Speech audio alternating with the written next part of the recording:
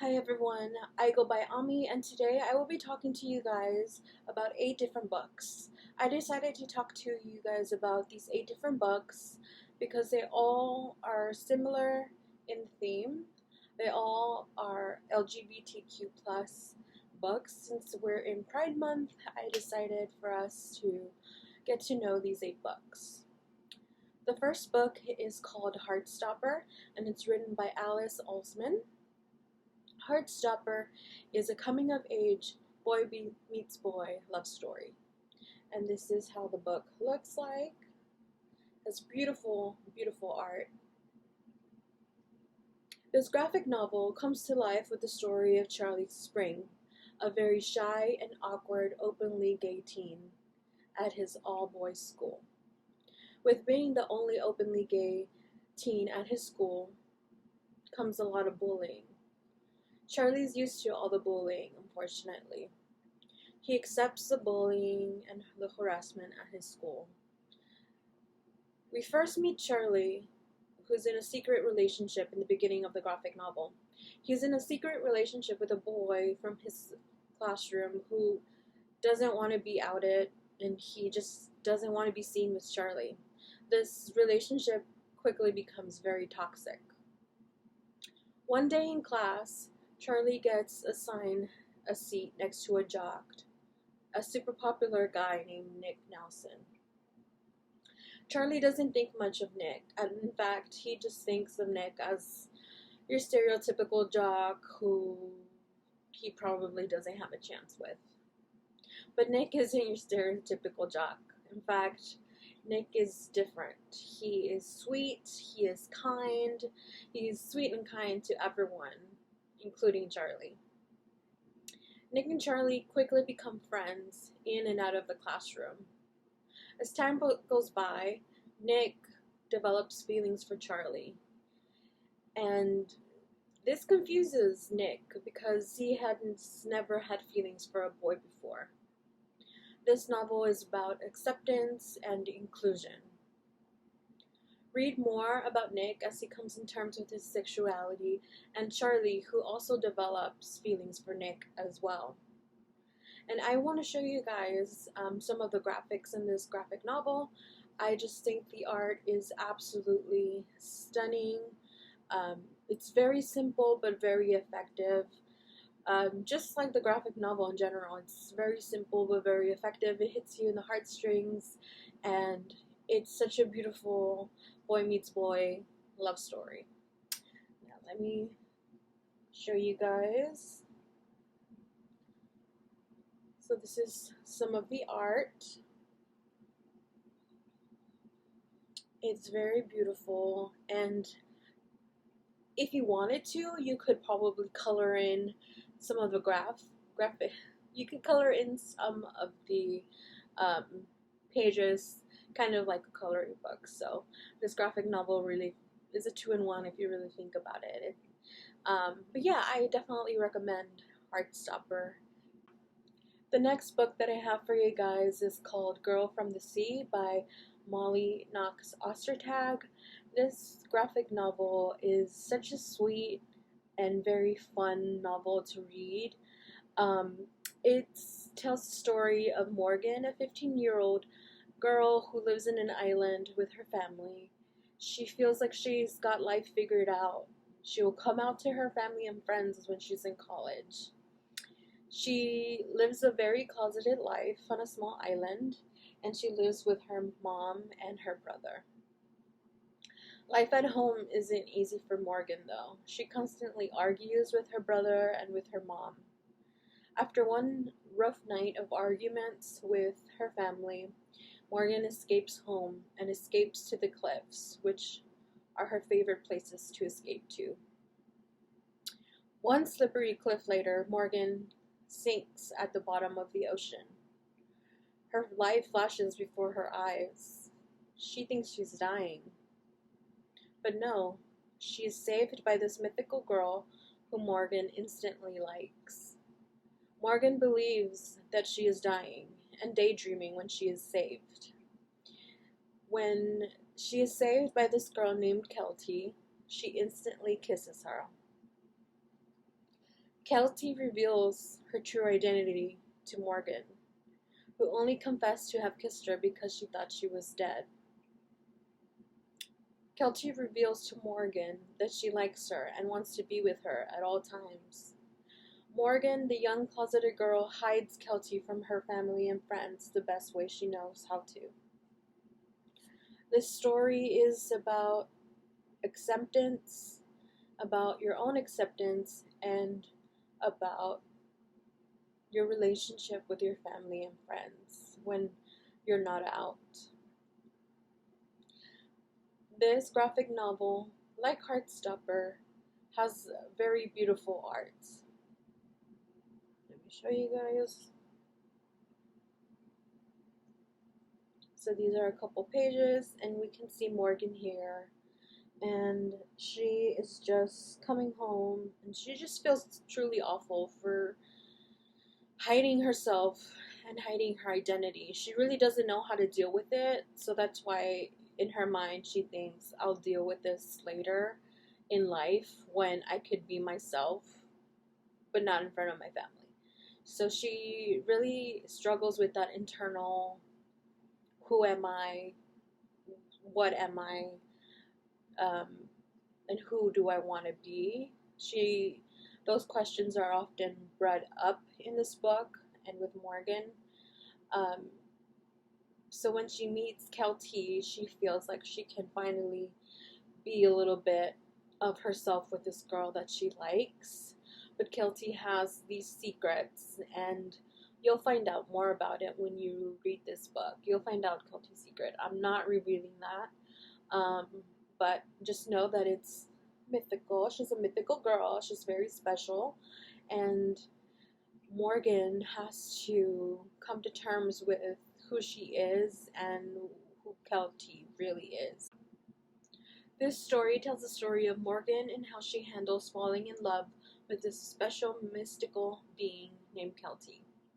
We follow Morgan through her journey and Kelty through her journey as well as a mystical creature from the sea. Learn more about Morgan's story as she comes to terms with her own sexuality. The next book that I have for you guys is titled This Book is Gay by Juno Dawson. This book, I believe, will save lives. This book is a nonfiction book by Juno Dawson that will teach you the ins and outs about the LGBTQ community. Even if you're not part of the LGBT community, there's something here that's extremely important for everyone to learn about. This book is really great if you're trying to figure out your own identity. This book you will learn about stereotypes, you'll learn about sex education, how to meet people, and how to figure out relationships when you're in the LGBTQ plus community. There's also a lot of helpful websites in the back of the book, crisis numbers, and so much more. I believe this book really just tries to make you comfortable with who you are. It's very informative and helpful if you're curious about the LGBTQ plus community. It gives you the opportunity to learn more about it. It's a book for everyone regardless of their sexuality. It has terms that are used in the community that can be helpful to those who are new to the community as well. It also talks about different subjects as religion. I know religion is a subject that a lot of people deal with and who have a hard time with having a good relationship with religion, especially if they're in the community. But this book talks about all of those tough subjects. This book also shares a lot of different backstories of members of the community and how and when they came out to their friends and family. This book is also great for parents who are concerned about their children's identities and just want to help their children understand themselves. Even if you're not part of the LGBTQ plus community, this book will teach you about it and will inform you about ways that you can help the community. This book is Gay by Juno Dawson. The next book that I have for you guys is titled She Drives Me Crazy by Kelly Quinlan. She Drives Me Crazy tells the story of a young athlete named Scotty. Scotty begins her senior year in high school playing basketball against her ex-girlfriend. Her ex-girlfriend dumped her, and Scotty has to come to terms with the fact that their relationship was very toxic to begin with. I know there's a lot of people who, have toxic relationships and don't know how to deal with it. So if you have ever been in that situation, this book will help you come in terms with that. So this is an excellent book if you've ever been in that situation, or even if you haven't been in that situation, this book is great to read for that. Throughout the book, Scotty doesn't realize that some of the things that she did were toxic, and she keeps on repeating those mistakes when she fake dates her nemesis, Irene, the head cheerleader of her school. Scotty and Irene fake date to get back at Scotty's ex, and eventually Irene starts to fall for Scotty. Scotty is so blinded by her last relationship that she doesn't even realize what she has in front of her. She is still thinking in those toxic ways of her, how to get back at her ex. Learn more about Scotty and Irene's relationship and how Scotty navigates her feelings when you read She Drives Me Crazy. Will Scotty finally break free of her old toxic ways? And will Irene put up with Scotty? Learn more by reading She Drives Me Crazy. The next book that I have for you guys is called Stay Gold, written by Toby McSmith. And I believe Toby McSmith is transgender, so the story deals with a transgender teen named Pony, and it basically gives you the experience of what it means to be trans. So in the story, Pony is going through a hard time transferring from different schools because his last school he was being bullied for being openly trans. Pony just moved in to a different city and in Texas, and he is looking for a fresh start at his new school. Although his mom is very supportive of his transition, his dad really isn't.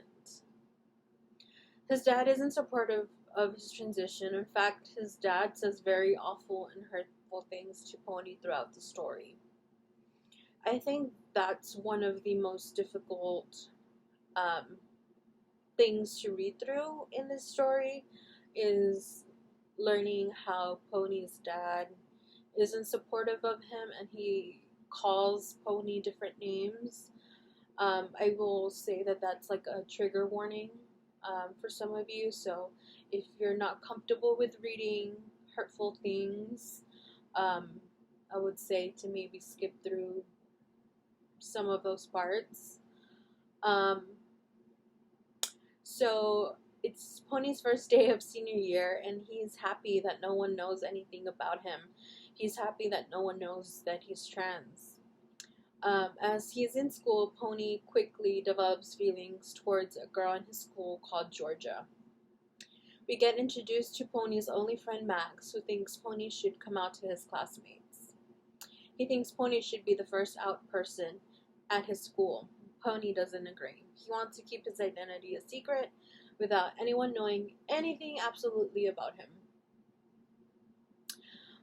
Throughout the story, Pony confesses to Georgia that he's trans, which confuses Georgia about her own sexuality. There's some things that happen in the story which leads Pony earning money to remove his breast, and he eventually confesses to everyone that he's transgender.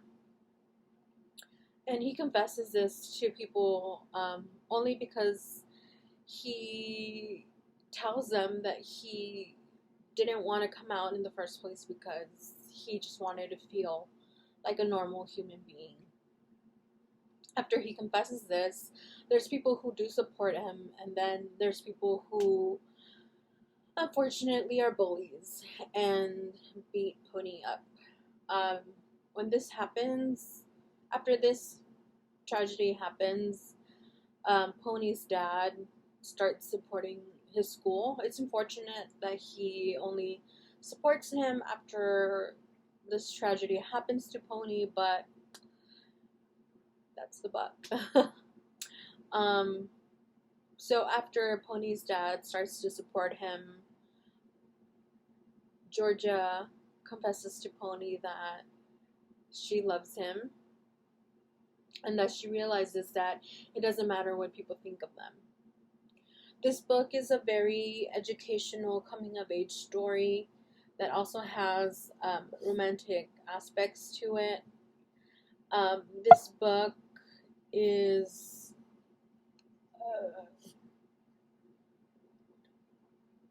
this book has a realistic approach to what it means to be a trans teen, and it doesn't sugarcoat things. So I would recommend this book to anyone who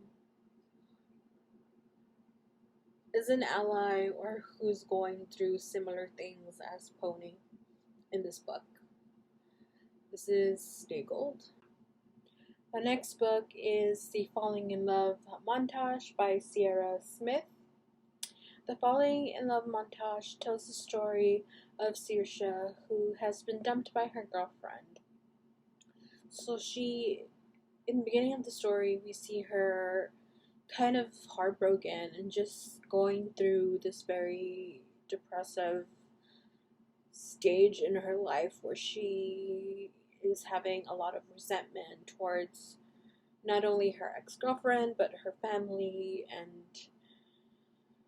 about love, really. This isn't your typical love story book. This book feels really real, and the characters in this book feel like they're real compared to other books. I'm very impressed with this book and how the author was able to represent Saoirse and Ruby, who are the main characters in this book. So Saoirse starts to have all these rules about what being in a relationship should be like. She doesn't believe in love, so she meets Ruby, and both of them decide that they're not going to fall in love, that they're only going to have that love montage that comes in films because Ruby loves rom-coms. So they decide to live this rom-com type of love without all the bad parts, like the falling out of love, the yelling and screaming, and all that stuff. This book is about family, about friendship, and internal struggles.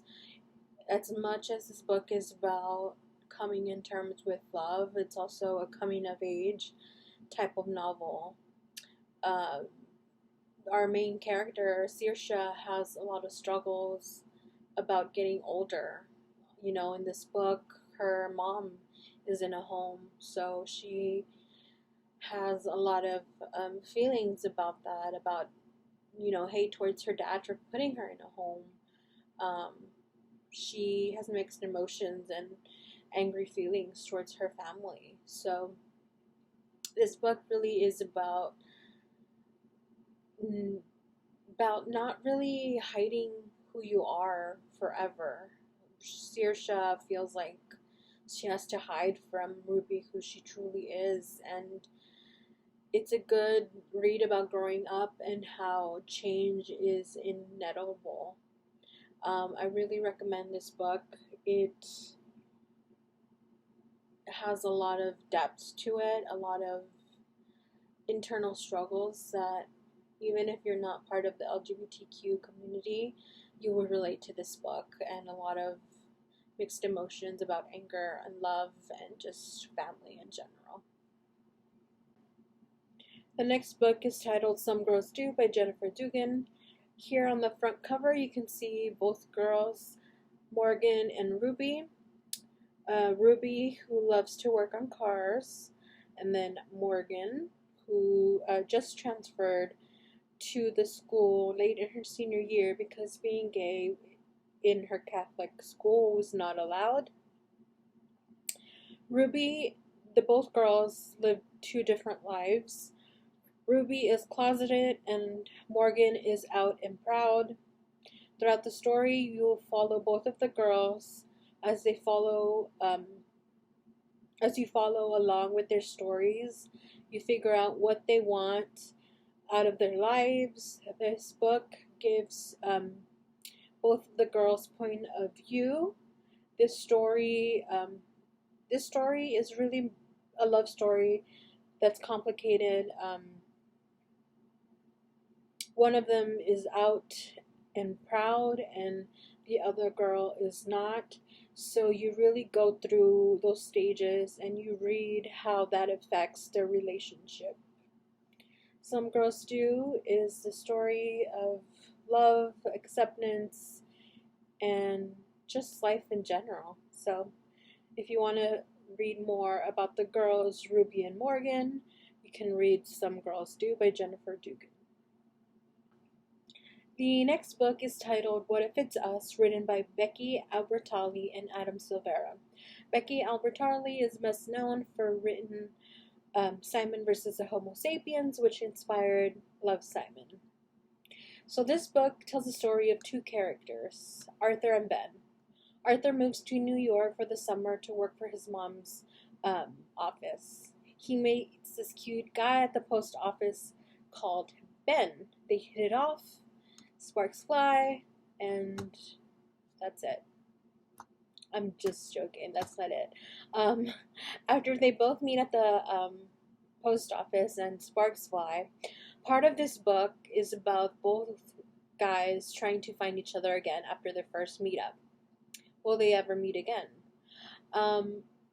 They will, but that doesn't happen for a while in this book. It goes through their lives of both of these guys before they meet up with each other. And when they do try to meet up with each other, they try to find each other through the internet, through Instagram, through social media. When they do meet up, they try to recreate the first date, and unfortunately, the sparks aren't there anymore. There's so much diversity in this book. There's other characters who shine in this book. Like one of the boys is best friends. He shines a lot through this book, so I would recommend this book to anyone if they really want a good read. I really enjoyed it. This book is written from both of their point of view, so it goes back and forth through each chapter. The second half of this book is really them trying to figure things out between each other, between their relationship. There's a lot of references in here, from Harry Potter to Hamilton, and I think a lot of people will enjoy reading this book. This is What If It's Us.